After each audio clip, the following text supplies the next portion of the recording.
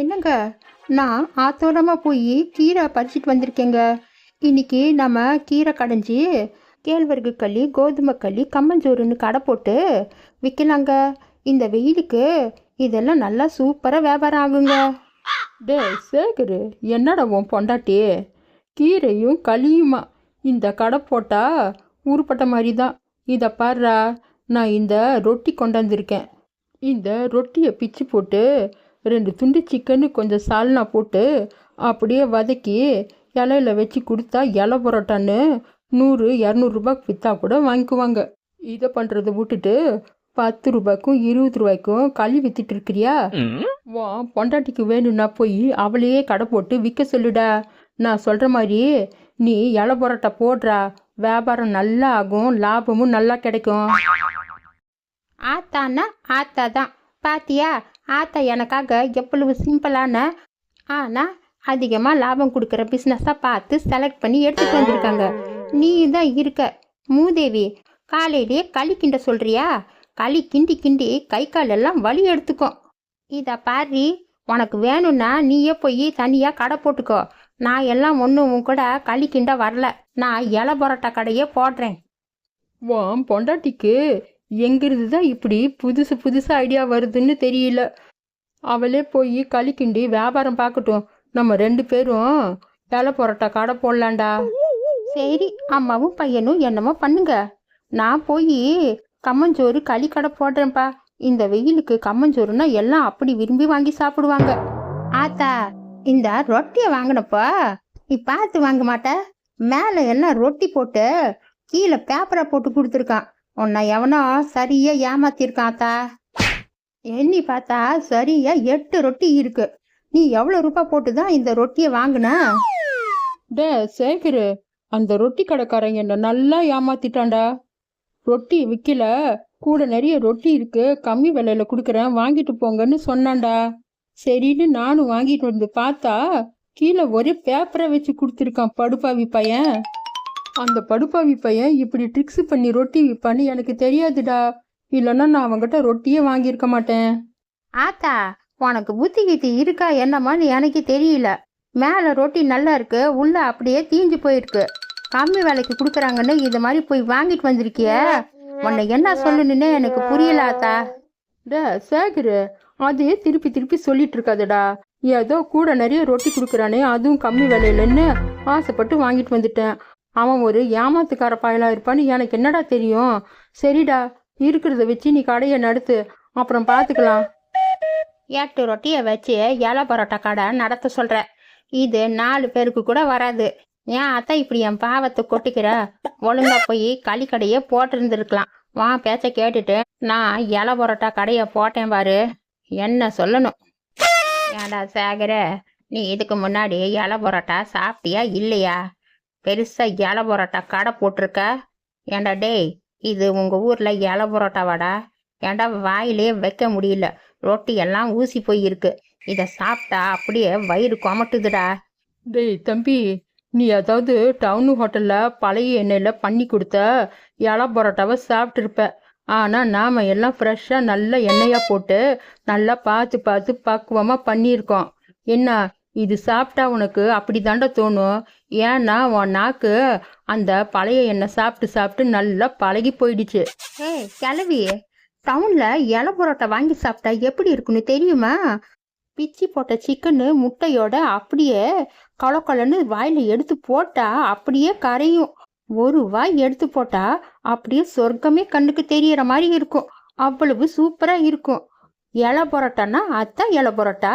ஏதோ ஊசி போன ரொட்டியில 2 எலும்பு துண்டு போட்டு கொடுத்த மாதிரி இருக்கு. இத பாருங்க, ஒவ்வொரு ஹோட்டல்ல ஒவ்வொரு ஸ்டைலா பண்ணி கொடுப்பாங்க. இது நம்ம ஸ்டைலு. பிடிச்சா சாப்பிடுங்க, இல்லைன்னா போங்க. ஏன் சும்மா நின்று வளன்னு பேசிட்டு இருக்கீங்க? சேகர, ஒழுங்கா பரோட்டாக்கு வாங்கின காசை திருப்பி கொடுறா. இந்த பரோட்டாவை வேணா ஒன்று வேணா, நான் போய் வேற கடையில் வாங்கி சாப்பிட்டுக்கிறேன். ஏண்டா, நல்லா நாக்கு சொட்ட சொட்ட சாப்பிட்டுட்டு இலைய நல்லா நக்கி வலிச்சிட்டு இப்போ வந்து நல்லா இல்லை காசு கொடுங்கன்னு சொல்றியா? உன்னை எல்லாம் என்ன பண்ணணும்னு தெரியலடா எனக்கு. நீ கொடுத்தா இலை பரோட்டாவே 2 வாய் தான் வந்துச்சு. அதை வலிச்சு நக்காம என்ன பண்ணுவாங்க? என்னமோ பிளேட்டு நிறையா கொடுத்த மாதிரி சொல்கிற. ஒழுங்கா காசு கொடுத்துரு, இல்லை அவ்வளோதானே, என்ன பண்ணுவேன்னு எனக்கு தெரியாது. ஆமாண்ணே, நீங்கள் சரியாக சொன்னீங்க. அநியாயத்துக்கு இத்துண்டு பரோட்டா வச்சு இவ்வளோ நிறைய காசு வாங்குறாங்க. இவங்கள எல்லாம் சும்மாவே விடக்கூடாது. ஒழுங்கா என் காசையும் திருப்பி கொடுங்க. உங்களுக்கு என்ன, நான் கொடுத்த பரோட்டா சரியில்லை அவ்வளோதானே. நாளையிலேருந்து உங்களுக்கு பிளேட் நிறைய பரோட்டா நல்லா சூப்பராக சிக்கன் போட்டு கொடுக்குறேன். இப்போ இடத்த காலி பண்ணுங்க. ஏண்டா, நீ இன்னைக்கு சமைச்சதை வாயில் வைக்க முடியல, இதில் நாளைக்கு வேற வந்து சாப்பிடணுமா? டேய், ஒழுங்கா என் காசு கொடுக்குறியா இல்லையா? அதெல்லாம் 10 ரூபா கூட கொடுக்க முடியாது. நீ என்ன வேணா பண்ணிக்கோ. அடியாத மாடு படியாதுன்னு சொல்லுவாங்க. அதுவும் விஷயத்துல சரியா தான் இருக்கு.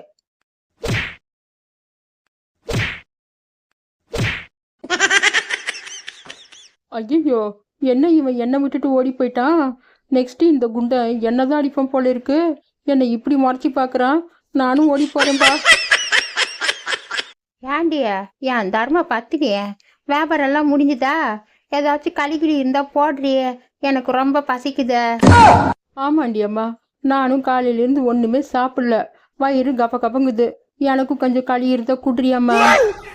ஏன், நீங்க 2 பேரும் இலை பரோட்டா கடை போட்டீங்கல்ல, அதுல தான் உங்களுக்கு கொள்ள லாபம் வந்திருக்குல்ல. உங்களுக்கு வேணுங்கிறத வாங்கி சாப்பிட்டுருக்க வேண்டியது தானே. என்கிட்ட வந்து எதுக்கு களி கேட்குறீங்க? அதுவும் மிஞ்சி போன களி. இதா பாரு, வியாபாரம் எல்லாம் நல்லா சூப்பரா போணுச்சு. ஆனா நான் வேலை பார்த்து பார்த்து ரொம்ப டயர்டாயிட்டேன். எனக்கு கொஞ்சம் களி குட்ரி. ஏண்டி அம்மா, புருஷனுக்கும் மாமியாருக்கும் சமைச்சு போடுறது ஒரு மருமகளோட கடமை. நம்ம 2 பேரும் நல்லா வேலை பார்த்துட்டு களைச்சு போயிட்டு வந்திருக்கோம். எங்களுக்கு ஒரு வாய் கஞ்சி தண்ணி கூட நீ கொடுக்க மாட்டியா? நானும் உங்களை மாதிரி வியாபாரம் பண்ணிட்டு களைச்சி போயிட்டு தான் வந்திருக்கேன். இனிமே வீட்டுக்கு போய் தான் ஏதாச்சும் சமையல் பண்ணணும். சமையல் பண்ணி போடுற வரைக்கும் பொறுமையா இருங்க. வர வர என் மேல உனக்கு பயம் விட்டு போயிடுச்சுடி. என்னை பார்த்தா நீ மதிக்கிறதே இல்லை. இப்போ ஒழுங்கா போய் எனக்கு சாப்பிட்றதுக்கு ஏதாவது கொண்டு வந்து குடிக்கிறியா இல்லையா? யா, வீட்டில் மளிகை சாமானமும் இல்லை, ஒன்றும் இல்லை. சாமானை வாங்குறதுக்கு கடைக்கு தாயா போயிட்டு இருக்கேன். கடைக்கு போய் மளிகை சாமானம் கொண்டு வந்து சமைச்சு வைக்கிறேன். வந்து 2 பேரும் நல்லா கொட்டிக்கோங்க. டே சேகரு, பாத்தியாடா? அவன் உன்னை மட்டும் பேசினாலும் பரவாயில்லடா. நான் ஒருத்தி இங்க பெரிய மனுஷன் நின்றுட்டு இருக்கேன். இவன் மாமியாரு எனக்கு கொஞ்சமாவது மதிப்பு கொடுக்கறாளான்னு பாத்தியாடா?